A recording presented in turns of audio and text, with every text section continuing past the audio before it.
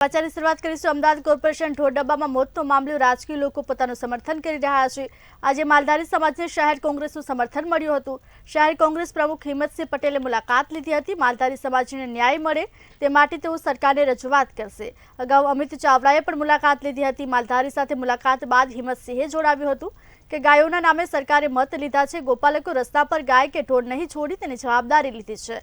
એમસીમાં કોંગ્રેસની સત્તા હતી ત્યારે અનેક રબારી વસાહતો બનાવી હતી, તો હાલ કેમાં સરકાર કોઈ નિર્ણય નથી લઈ રહી અને ધર્મના નામે સરકાર મત માંગવાનું બંધ કરે।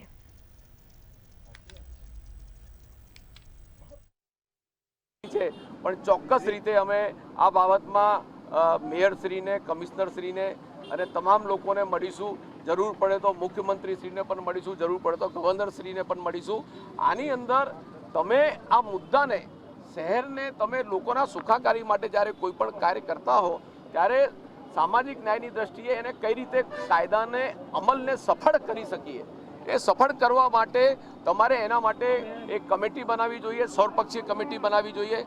એક બાજુ ગોપાલક સમાજના જે પણ આગેવાનો છે એમને સાંભળવા જોઈએ અને એમને સાંભળીને કઈ રીતે આનો ઉકેલ, પરમાનન્ટ ઉકેલ લાવી શકે। તમે દંડાથી, દંડાત્મકથી, પોલીસથી અને ગેરકાયદેસર રીતે ગાયોને તમે ગોદી રાખો, દંડ કરો, વસૂલ કરો, એ ક્યાં સુધી ચાલશે? એનાથી કોઈ આ વાત અટકી નથી જવાની। વાત જ્યારે જ અટકશે કે ત્યારે એનું સોલ્યુશન લાવશે।